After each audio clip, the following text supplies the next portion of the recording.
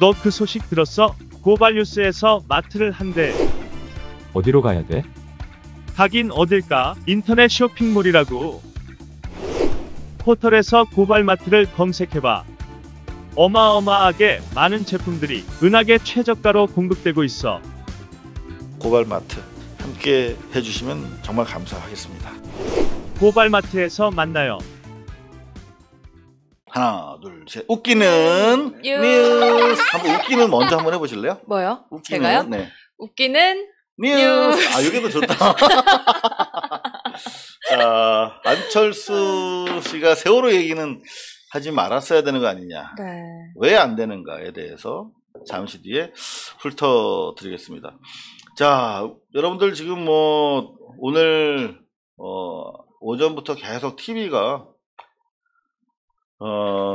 해양수산부 공무원 이모 씨 사살 사건으로 계속 장식을 하고 있는데요. 조금 전 2시에 청와대에서 북한 쪽의 통지문이 공개가 됐어요. 통지문 전문이 들어왔는데 저희와 함께 보시는 게 좋을 것 같습니다. 통지문 전문인데요. 자, 귀측이 보도한 바와 같이 22일 저녁 강명군 금동리 수역에서, 연안 수역에서, 해변에서 가까운 수역으로 보여요. 정체불명 인원 한 명이 우리 측 영해 깊이 불법 침입했다가 우리 군인에 의해서 사살되는 사건이 발생했다. 자, 근데 여기서 사살 추정이라고 썼어요.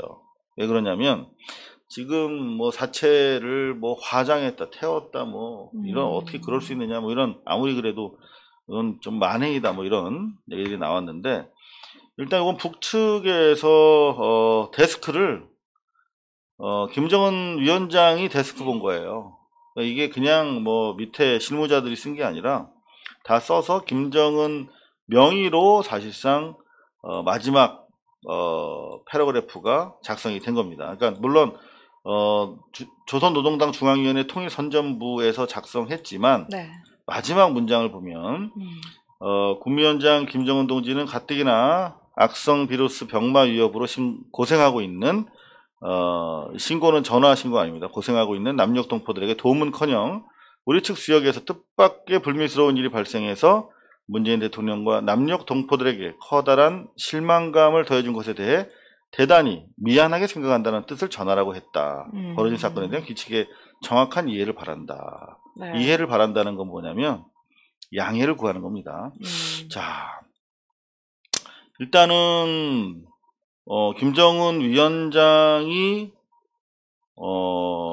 남녘 동포들에게 위로의 얘기를 하고 있어요. 코로나19로 고통을 겪고 있는 우리 동포들에게.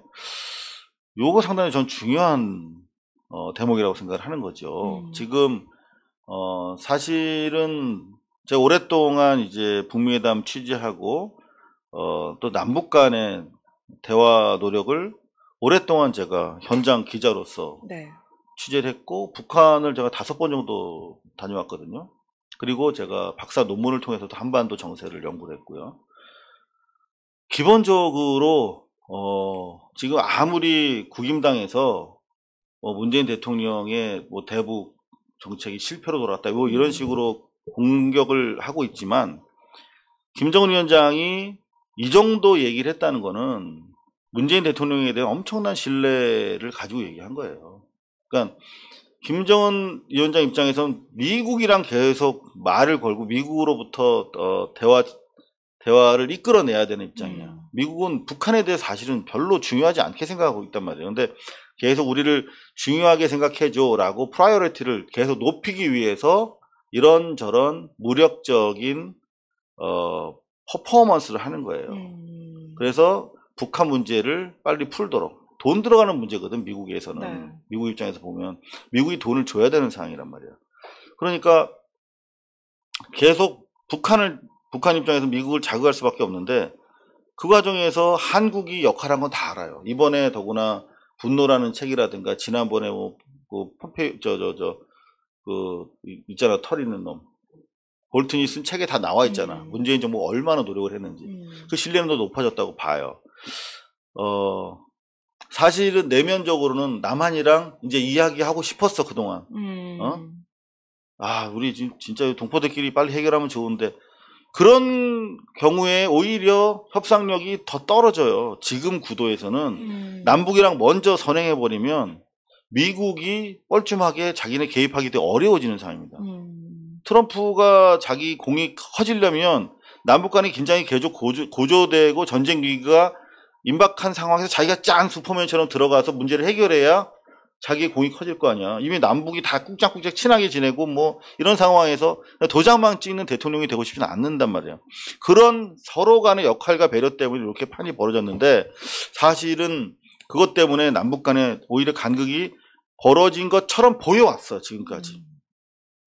지금까지 그렇게 보여온 거지 그렇진 않아요. 근데 이번 계기를 통해서 결론부터 말씀드리면, 북한이 김정은이 사과를 했고 남녘 동포들에게 동포애를 다시 확인하고 문재인 대통령에 대한 리스펙을 보내고 있잖아요. 요거는 요 사건을 통해서 자연스럽게 남북이 다시 대화를 재개해도 미국 입장에서 뭐라고 겐지붙기 어려운 상황이 됐어. 견제하기 어려운 상황이 됐어. 그러니까 오히려 미국적인 사건에서 항상 새로운 희망이 도출될 수 있다라고 하는 케이스로 전 보입니다. 자, 그리고 여기서 보면 한 3가지 정도 새로운 팩트가 있어요. 하나는 지금 뭐 사람을 태웠다 뭐 이렇게 됐는데, 그게 아니라 공포를 쏘자 도주할 것처럼 보여서 10여 발의 총을 쐈다. 한 4, 50m 거리에서. 그리고 10m 거리로 접근해 보니 많은 피는 많이 물에 떠 있었는데 시신이 발견되지 않았다는 거예요. 그러니까는 총에 맞고 뭔가 바다 안으로 어떻게 가라앉았다고 봐야 될까요? 그럴 수도 있고 조류에 습격할 수도 있고, 여하튼 뭐 북측이 김정은의 사실상 지시로 작성한 내용이기 때문에 군부로부터 확실한 보고를 받았을 거라고 저는 생각을 합니다.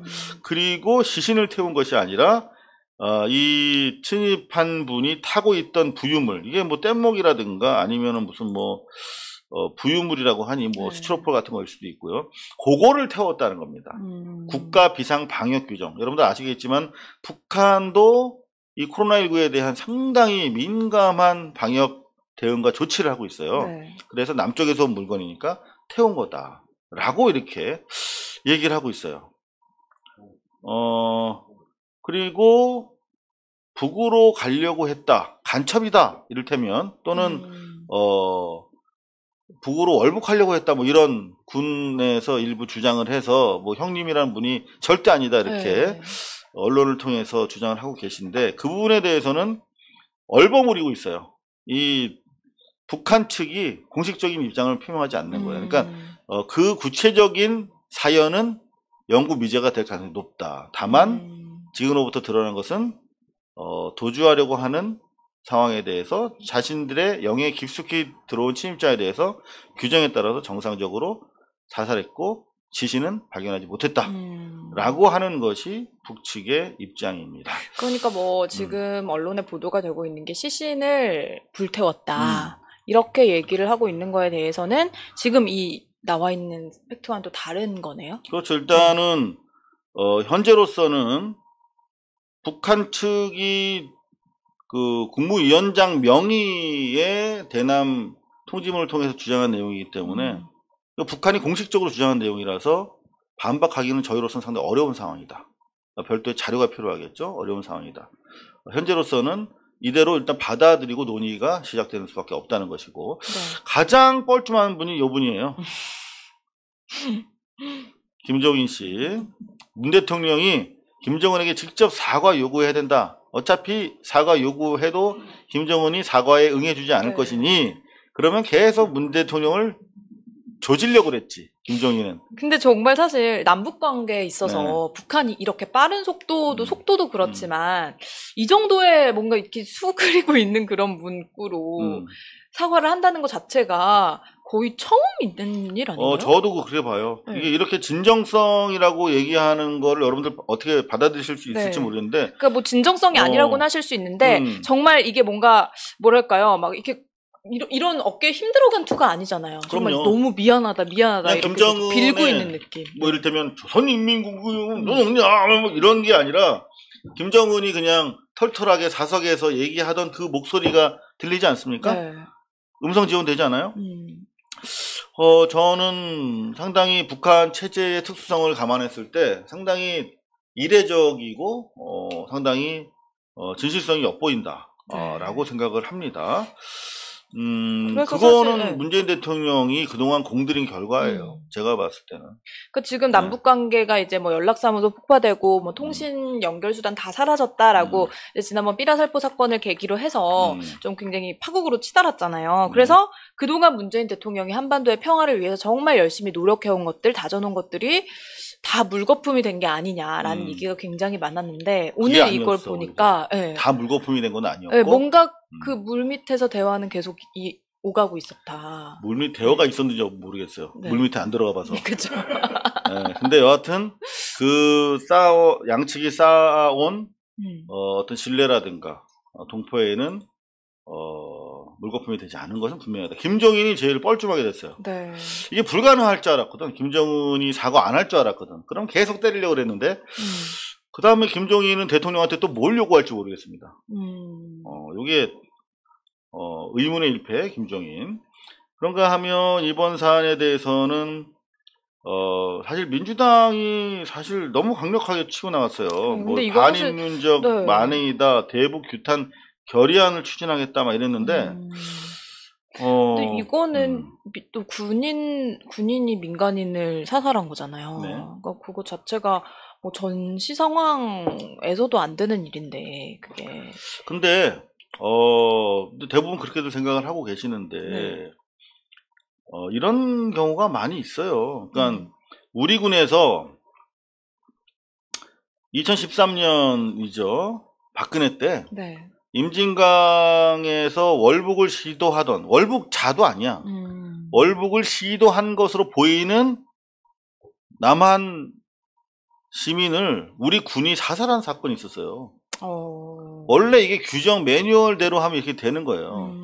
만약에 지금 이번에 뭐 김종인 씨 같은 경우도 그렇고 뭐 난리를 치고 있는데 이때 입이나 뭐 하나 빵긋했습니까?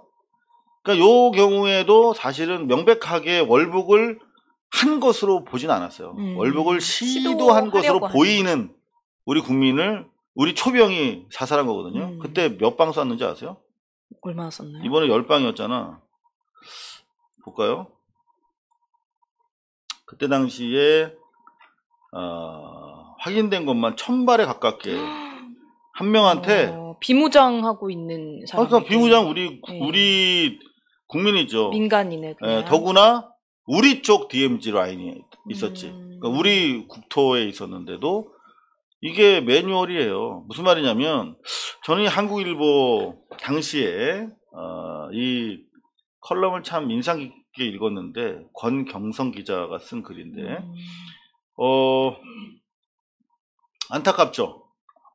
임진강을 헤엄쳐서 월북을 시도하던 것으로 보이는 남성을 사살한 건데 이번이랑 똑같아. 부유물에 떠 있었어. 근데 이게 넘어가면 이제 문책당하잖아요. 그러니까 우리 쪽 마지막 영역에 있는 상태에서 1000발을 쏜 거야. 그러니까 뭐 시신도 안 남았겠죠. 거의 뭐 카데바 수준으로 거의 사람의 형상이 남아있지 않았다고 보면 되겠습니다만. 근데 이 권경성 기자가 그렇다고 우리 초병을 욕할 수는 없잖아요. 그렇죠? 네. 그리고 이번 북한의 규정이 만약에 초병이 북한 군법에 따라서 그렇게 해야 한다라고 주장을 하겠죠. 그랬을 때 안타까운 일이긴 합니다만 결국은 이거는 기본적으로 준전시라고 하는 한반도 남북 상황이 만들어낸 야만의 보편성이라고 하는 이 권경성 기자의 표현에 동의하지 않을 수밖에 없어요. 그러니까 기본적으로 지금 제일 국임당이 코미디인 건 뭐냐면 이미 15일 날 녹화된 UN 기조 발제문을 그냥 미국에서 튼 거예요. UN에서. 근데 너 왜 이렇게 우리 국민이 북한 군인한테 총 맞아 죽는 상황에서 그런 연설을 했냐? 아니, 알- 일주일 전에 녹화해 놓은 거라고. 알고도 종전선언을 한 것이면 한 것이다라고 하태경 의원이 그렇죠. 지금 계속해서 주장을 하고 있죠. 자, 알지 않았다라고 분명히 밝혔는데 일주일 전에 녹화해 놓은 거니까 일주일 전에 일주일 뒤를 알면은 나 같으면 대통령 안 하지. 그렇죠. 그냥 로또만 사고 다니지 계속. 어?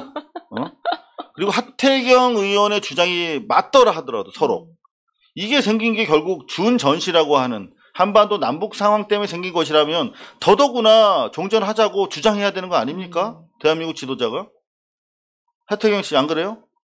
계속 싸우자고 할 겁니까 그러면? 이런 게 왜 기본적으로 생겼는지 결국은 국임당 때문에 생긴 거예요. 국임당. 조금 전에 우리 박지희 아나운서가 얘기했습니다만 군 정부가 청와대 연락선 모두 다 차단한 이유가 뭐예요? 여기 북한에서 그 전에는 이런 사안의 갈등이 조기에 해결될 수 있도록 각 부문별로 다 핫라인이 있었어요. 네. 그죠? 이를테면 북남 사이에 모든 통신 연락선이 이를테면은 군부 사이에도 동해, 서해 다 통신 연락선이 있었어. 이거 있었으면은 이번에 이게 도움이 될 수 있었겠죠. 그죠? 그런가 하면 조선 노동당 중앙위원회 본부청사랑 청와대 사이에 직통 연락선도 있었어. 그리고 남북 공동 연락사무소 당국 사이에도 통신 연락선이 있었고, 그러니까 당국, 그 다음에 군부, 당과 청와대 사이에 다 있었단 말이야. 근데 이게 한꺼번에 작살난 이유가 뭐예요? 바로 얘 때문이잖아. 얘 때문에. 얘가 주호영이 꼬봉, 이 박상학이 일파들이 삐라를 계속 보내가지고 북한에서 조치해달라고 그랬는데 이 야당 때문에 못하다가 결국은 그것 때문에 이거 라인을 다 자른 거란 말이에요. 직통 전화를. 응? 왜 북한에다가 아무런 조치하지 않았느냐? 왜 파악하지 않았느냐? 그러는데 라인이 다 끊어졌다니까. 왜? 국임당 때문에. 국임당이 이 박상학이 이 친구 앞세워가지고 계속 남북 간의 긴장 관계를 고조시켜 왔지 않습니까? 결국은 이번 사안은 언제라도 일촉즉발 심하면 국지전까지 발생할 수 있는 이런 종전이 안 된 전시 상황에서, 준전시 상황에서 그나마 유지하고 있던 외교적 성과인 남북 간의 연락선을 국임당이 이런 애들 부추겨가지고 북쪽에다 계속 삐라고 보내는 바람에 끊어져서 생긴 일이잖아요. 깜깜이 가운데. 이건 계속 앞으로 될 수 있다고. 결국 모든 책임은 하태경이 속한 국임당이 시발시킨 시발 장본인입니다. 욕 아닙니다. 시발시킨 장본인입니다.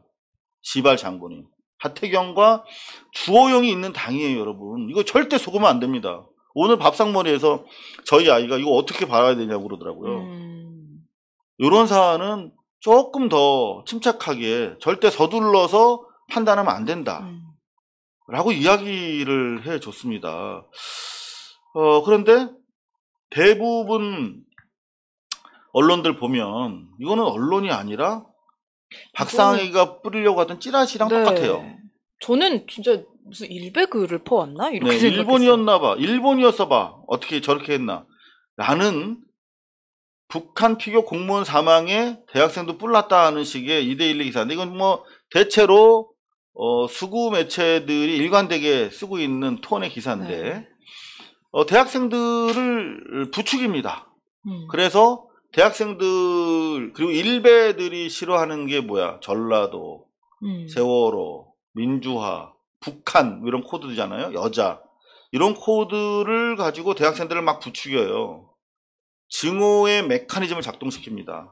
증오와 혐오 그러고 있어요. 그래서 대학생 커뮤니티에서 북한에만 봐준다 라며 정부 대응을 비판하고 있어요. 이따위 국민과 국민, 세대와 세대를 이간질시키는 언론은 정말 이제는 더 이상 용납해서는 안 되겠습니다, 여러분. 이런 뉴스들이 너무나 많죠, 그죠? 자, 그리고 뭐 김어준 씨가 제한된 정보로 이제 발언을 했는데, 조금은 전 김어준 씨답지 않게 좀 성급하게 나갔다, 뭐 이런 생각도 듭니다만, 뭐 그 당시에 주어진 팩트가 이런 것들이었으니까요. 네. 월북자를 북한이 과장했다. 근데 진중권이 헛소리다 뭐 이런 식으로 치고 나온 기사를 계속 또 매일경제, MBN이 이제 문을 닫을 판이 되니까 매일경제라도 지져야 된다 뭐 이런 얘기입니까?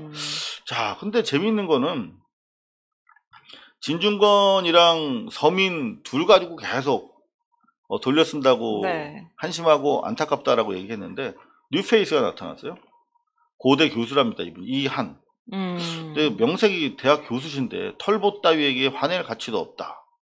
라며 자기는 TBS에서 털보를 하차시키겠다는 김어준 씨를 말하는 거죠. 공약하는 서울시장 후보에게 한 표를 주겠다. 이런 아주 정치색 짙은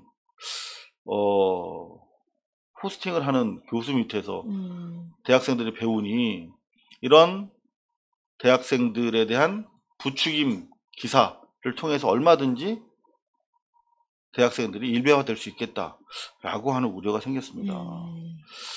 자, 이게 이제 지금부터 이제 저의 뇌피셜입니다. 저는 바로 요 포인트, 왜 김정은 위원장이 빨리 사과를 했을까? 예, 물론 문재인 대통령의 그동안 쌓아온 공도 있지만 요게 너무 중요한 팩트 같아요. 저희 고발뉴스 기사인데요. 국민의 국당 한기호 의원이라고 있어. 자, 보세요. 이 사람이 민주당 의원이 아니에요. 네. 야당이야. 네. 이번 사살 사건을 정쟁의 도구로 쓰고 싶어서 안달난 국당 출신이란 말이에요. 근데 이 양반이 국방부 비공개 전체 회의에서 국방부로부터 브리핑을 받았어. 그런데 기자들에게 국방부의 보고 내용을 보면 월북이라고 판단할 수 있는 정황이 선명하다라고 얘기했어요. 왜 이렇게 얘기했을까? 재밌지 않아요? 네. 지금 이 정황이 불리한 정황이잖아요. 그러게요. 근데 뭐 월북을 했다고 해서 뭐 이거라고 해가지고 뭐 그런 이런 문제들에 대한 책임의 소지가 가벼워진다거나 그런 건 아니지만. 아니 가벼워지죠. 근데 우리나라에서 어떻게 할 수 없는 상황이었던 거는 맞는 거잖아요. 그러니까 네. 이게 조난자 일반적인 미끄러져서 바다에 빠져서 조난한 경우에 사살한 것과 월북자인 경우는 조금 전에 보여드렸던 경우처럼 월북 지도자에 대해서 우리가 천발 쏴서 우리 군이 죽였었잖아요. 어떻게 보면 이 사안의 양상이 되게 달라질 수 있는 거예요. 이 월북 여부가. 근데 여기 보면 왜 그냥 다시 한번 정리해드리면 그냥 조난당한 우리 남쪽 시민을 무자비하게 10발 사살한 것과 북한으로 넘어가서 어떻게 해보려고 한 사람을 사살한 것이랑 다르잖아요, 사안이. 이게 월북이라고 되면 훨씬 더 이 문재인 정부라든가 북한을 비난하기 어려워지는 상황이 된단 말이에요. 근데 왜 야당인 문재인 정부를 조지고 싶어서 너무나 안달난 국당의 한기호 의원이 월북 정황이 선명하다고 얘기했을까? 그건 말이에요. 노컷뉴스가 취재를 했는데 국방위 소속 여야 의원들을 아마 양쪽에 다 취재를 한 것 같아요. 여야 의원들이 국방부 브리핑을 듣고 월북 정황에 대해 대체로 공감했다는 거야. 그리고 이 한기호 의원은 육군 중장 출신이야. 국방부가 4가지 정도 이유를 들어서 월북 판단 경위를 설명했는데 그 내용은 밝히지 않기로 했다. 이게 중요합니다. 무슨 말이냐면 조성열 국가안보전략연구원 자문연구위원이 왜 이걸 밝히지 않기로 했을까라고 하는 질문에 답을 하는데요. 보통 우리가 휴민트라고 하는 거는 사람을 통해서 정보를 빼는 걸 말해. 그 대표적인 게 이제 스파이, 간첩을 통해서 빼는 거고, 시긴트라고 하는 건 이제 시그널 인텔리전트라는 약자로 시그널 인텔리전스, 어떤 위성이라든가 첨단 장비를 통해서 이를테면 도청을 한다든가, 옛날 뭐 스노우든이 했던 것처럼 막 그 데이터를 막 끌어당기는 네. 그런 식의 시긴트 신호 정보를 통해서 이 북한군의 무선 보고 상황을 태핑한 거야. 감청한 거야. 요거는 아주 쉽대요. 왜냐면 북한군끼리 이제 왔다 갔다 하는 그 그렇죠. 시기인데. 무선 통신은 네. 아주 이게 신호 잡기가 쉬운 거야. 유선보다. 그래서 이 시긴트로 이게 항상 이 상공에 떠 있는 인공위성과 또 그 당시에 작전 그 이른바 공작기가 떠 있었다는 지금 또 첩보가 있거든요. 네. 거기서 다 잡아낸 거지. 우리 쪽에서도 잡아냈을 가능성이 많아요. 합참해서. 그런데 거기서 자, 북한군이 해상에 있는 이제 그 감독선이겠죠? 육지에 있는 해군 지휘관들한테 무선으로밖에 보고할 수가 없잖아. 네. 그래서 육지에 있는 해군 지휘관들, 단속전 지휘관들, 주변에 있는 지휘관들에 보고하면서 지금 인원 한 명을 확보했는데 월북 의사를 밝혔다. 어떻게 처리하면 좋겠냐라고 무선으로 했을 것이라고 하는 추측을 내놨어요. 자, 이게 아주 중요합니다. 요 정도의 확실한 정보가 아니면 국방부에서 월북이라고 판단하지 못했을 거고, 그 정도의 확실한 그 시긴트에 따른 도청, 감청 정보가 아니면 정부를 막 흔들고 싶어 할 육군 중장 출신 국임당 한기호 의원이 월북이라고 판단하고 동의하지 않았겠죠. 저는 이 비공개로 이어진 이 국방위원회 회의에서 상당히 그 월북 가능성이 상당히 높다고 나왔던 것 같아요. 그러니까 이 한기호 의원도 국방위에 있는 간사니까. 그렇죠. 뭔가 이 시긴트 굉장히 민감한 정보까지 우리보다 훨씬 더 빠르게 접근을 할 수 있는 거잖아요. 그러니까 자, 더 그래서 여기 나와 있는 것보다 더 많은 정보를 또 확인을 했을 수도 그렇겠죠. 있겠죠. 네 가지를 얘기했다니까. 네. 이를테면 무선 내용을 감청한 우리 대한민국의 카투사들이 제일 많이 가서 일하는 부서가 시그널 브리게이드라고 하는 부서예요. 501 시그널 브리게이드라고 하는 뭐 부대를 포함해서 그 우리 맨날 노는 줄 아는데 카투사들이 실제로 되게 일을 많이 합니다. 그 CRC라고 이번에 그 추미애 장관 아들이 근무한 네. 그 인디안 헤드 그 사단에 2사단에 가면 대부분 그런 작전 병력들도 많지만 통신이라든가 시그널 브리게이드 쪽에서 미군이랑 일하는 분들이 되게 많아요. 그러니까 다 이렇게 적전 상황을 감청합니다. 그래서 이걸로 분석해요. 근데 역정보를 흘리기도 하지 물론. 근데 그거를 다 따지고 연구하는 쪽이에요. 그래서 주한 미군 중에서 한국말 되게 잘하는 사람들 있잖아요. 그 사람들이 들어오고 감청 부서에 있는 시그널 브리게이드 쪽 군인들이에요. 그런 사람들 나중에 CIA 쪽으로 가. 그거 되게 조심해야 돼요. 한국말 잘하는 미군들은 약간 좀 그런 쪽, 첩보원 그쪽 계통에 일하는 사람들이 많습니다. 한국말 잘한다고 좋아하지 마세요. 자, 무슨 말씀이냐면 종합적으로 말씀을 드리면 이분이 월북자라고 판단할 정황이 오죽하면 야당 입장에 의원도 공감을 한다고 하면 이럴 가능성이 되게 높아요. 그러니까 요거를 남한 정부가 까기 전에 북한 입장에서도 뭔가 문제가 있었던 거예요. 자기들이. 이게 이를테면 월북 의사를 밝힌 사람을 쐈어? 그리고 그 사람이 뭔가 북한 쪽이랑 관련이 있을 개연성이 있다면 북한으로서도 빨리 이걸 털고 새롭게 국면 전환하는 게 나을 수 있죠. 그래서 북한 쪽에 북한이 발표한 통일전선부 입장문에 보면 이분의 신원에 대해서 이분의 월북 의사 표명 여부와 관련해서 얼머무리잖아 이렇게. 너 신분 확인 요구했으나 대한민국 아무개라고 얼버무리고는 계속 답변을 하지 않았다고 한다. 얼버무리기 전에 뭔가 더 있었을 가능성이 있어요. 근데 그거는 숨기고 있는 거예요. 그렇죠. 그렇게 하면 자기네도 불리하지. 그러니까 어차피 불리한 상황이 커지기 전에 서로가 이걸 좀 빨리 수습을 하고 국면 전환을 하기 위해서 이렇게 신속하게 이야기를 북측에서 김정은이 진정한 사과 형식으로 내놨을 가능성이 높다. 그러면 이런 상황이 되면 양측이 만나야 되는 거지 이제. 만나서 뭔가 내밀하게 나눌 수 있는 게 생기는 거예요. 이게 딜이라는 게 주고받을 게 있어야 생기는 거거든요. 그동안 남북 간에 직접 주고받을 수 있는 게 별로 없었는데 이제 이걸 통해서 본격적인 대화가 비록 좀 비극스러운 상황에서 시작을 했지만 대화가 시작될 개연성이 대단히 높아 보인다라고 하는 게 저의 분석입니다. 뭐 제가 생각하기에 그렇다고요. 자, 이 밖에도 뭐 여러 가지 사안이 있는데요. 좀 얘기를 넘겨보죠. 네, 국시 재응시 발표한 의대생들이 끝까지 사과는 하지 않은 게 국민들의 공분을 사고 있는데. 의대생들이 이제 시험 보시겠대요? 네, 그러니까요. 아이고, 그러니까 대단하신 분들이. 사실 지금 글쎄요.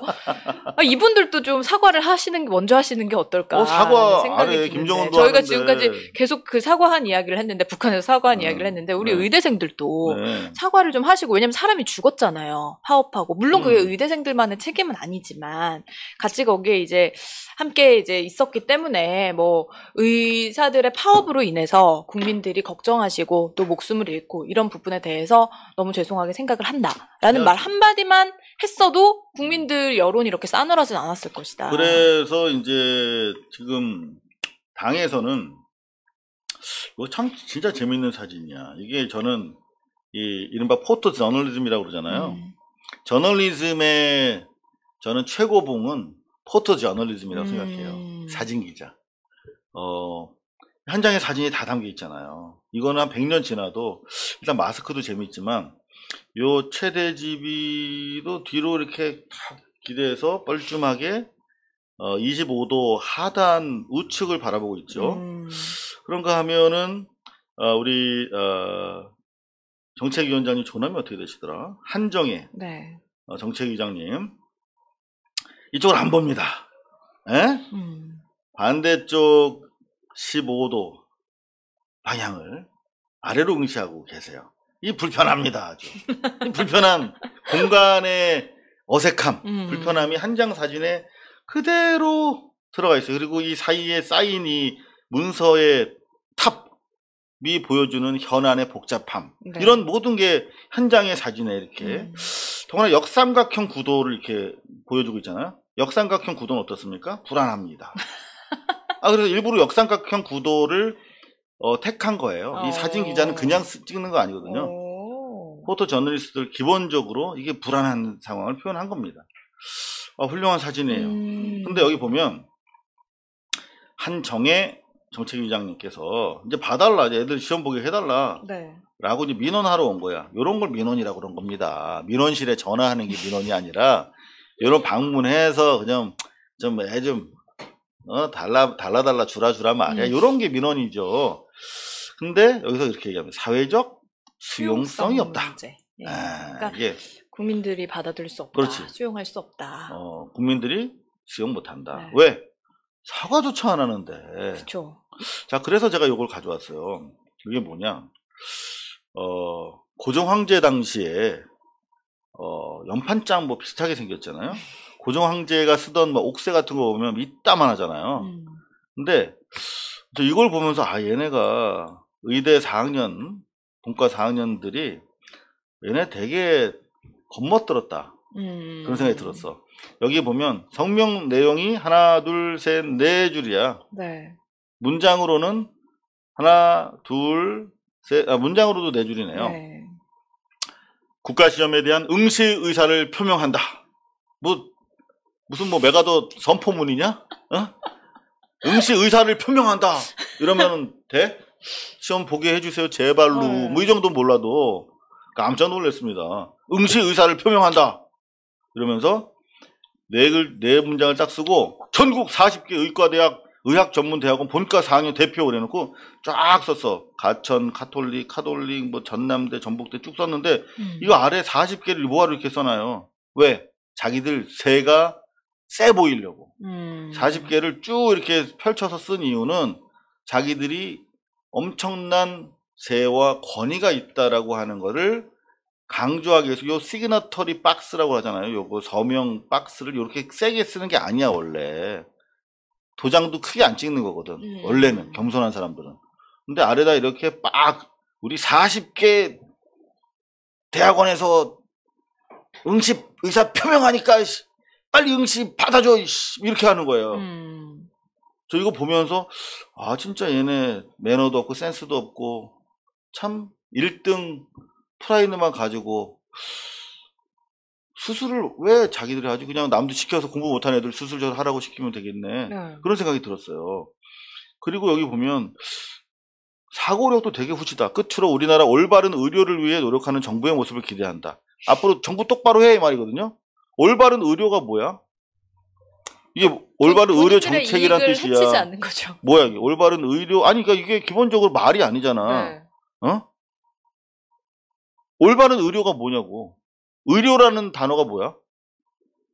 그 무슨 말 하는지도 몰라 자기네가. 올바른 의료 정책 수립을 위해라고 하거나 올바른 의료를 위해가 무슨 말이야.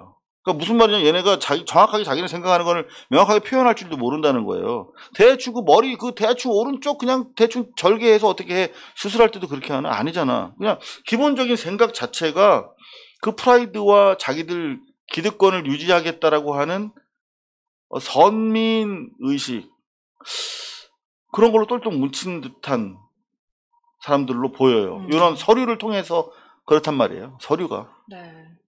그래서 국민 수용성은 점점 낮아질 것 같아요. 왜냐하면 이런 기사 때문에 신촌에 나타난 몰카범 자꾸 보니 인근 명문대 의대생 이런 기사들 계속 나오죠.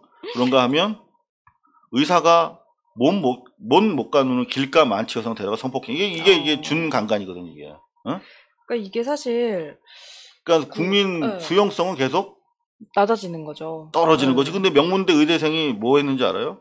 경찰이 왔더니 엄마한테 전화했대요. 엄마한테 전화해야 돼요. 사생활이라 건들면 안 된다. 전 이 말도. 이런 거. 이거 어디서 또 봤어 또 이런 거. 할 말이 없습니다. 그러니까 이게 글쎄요. 또 엄마가 와서 뭐라 그러겠어요. 아들한테 잘못했다고 할 가능성이 전 굉장히 낮다고 생각합니다. 그랬을 가능성을. 그 우리 아들 공부도 잘하고 그런데 뭐 전교 1등인데 왜 그 좀 찍으면 안 돼? 네. 전교 1등이 좀 공부 못한 애들 찍었어. 뭐 여자 탓을 할 수도 있고요. 지나가는 그 여성분 탓을 했을 수도 그러니까. 있고요. 뭐 모르겠어요. 와서 뭐 아들 머리라도 한 대 때리면서 아니, 뭐 혼냈을 수도 있지만 김재련 씨 네. 우리가 여기 몇 가지 질문을 던졌더니 경향, 서울, 한겨레, 조선일보에서 마치 저희 고발뉴스가 성적 인지 감수성, 성인지 감수성이 되게 낮고 성폭행 피해자에 대해서 별로 고려하지 않는다고 하는데 우리 되게 화나요. 지금 이거 보면서 제 앞에 있으면 그쵸. 가만 안 둡니다. 네. 이러네. 죽통 날아갑니다. 실제로 요 얘기하면 옛날에는 아이고 안 할래. 왜요? 제 26년 전에 경찰서에 경찰 기자였잖아요. 그때는 그게 약간 달랐어 지금이랑. 성추행범 같은 애도 오면 기자가 이렇게 취재 수첩으로 사람도 안 볼 때 막 뒤에서 때렸어요. 나쁜 새끼라고 막. 아유 죄송합니다. 아니 그니까요. 지금 댓글창에 어떤 분이 저도 동의가 되는 말씀을 해주셨는데 저런 사람들이 의사 되면 환자 마취시켜서 정신없게 해놓고 무슨 짓 할지 어떻게 하느냐. 그러니까. 네. 이런 애들 저렇게 해서 처벌 받아도요. 의사 면허 유지하는데 아무 문제가 없어요. 의사 면허 여러분들. 계속 유지할 수 있고 의사들은 사람 죽여도 그럼. 면허 계속 유지가 됩니다. 자기들이 만든 의료법이 있기 때문에. 그럼 완전 이해 충돌이야. 의사 면허를 무차별적으로 보호하는데 보건 그 관련 상임위원회 의사 약사가 바글바글 하잖아요. 거의 한 절반 정도는 의약사잖아. 네. 치과 의사 포함해서. 이게 이익 충돌 아닙니까, 여러분? 자, 요거 좀 빨리 제목만 짚을게요. 네, 고려대 교수 13명이 강남의 룸살롱에서 6,693만 원 결제를 최고 86차례나. 그러니까 제일 많이 간 사람은 86번 갔는데 여하튼 이게 한 7천만 원 정도를 룸사롱에서 질렀다는 거예요. 학교 돈인 교비 거죠, 가지고. 이게. 네. 근데 이게 고대 개교 이후 첫 번째로 이루어진 종합감사야. 그럼 그 전에도 안 했어. 계속 이래왔다는 거 아닐까요? 훨씬 더 했겠죠, 옛날에는. 그나마 좀 덜해진 게 잡힌 거지.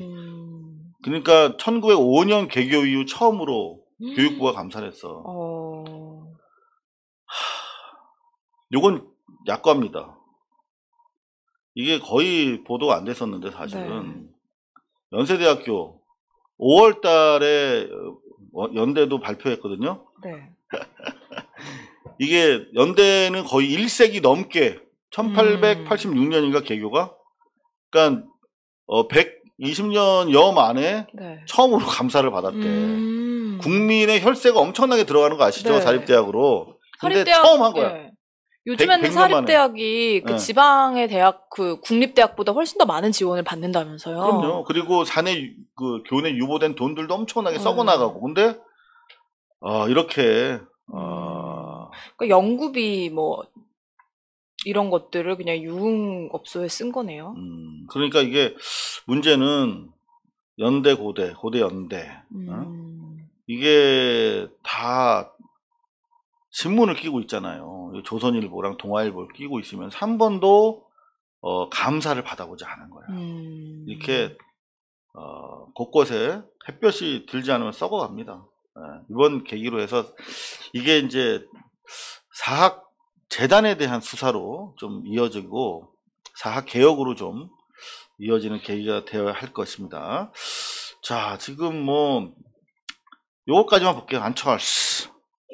문재인 대통령 세월호 7시간과 무엇이 다른가? 요거 무엇이 다른지 좀 얘기해 주려고요. 네, 다른 게 너무 많은데.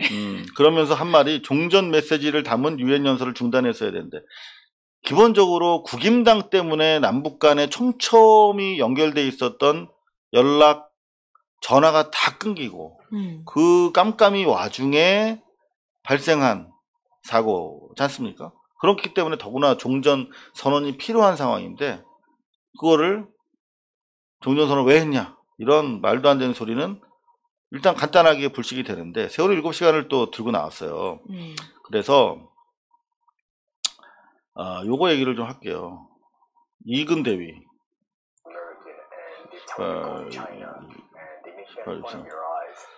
이분이 이근 대위예요.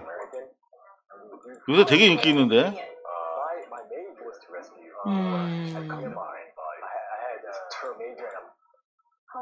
요 얘기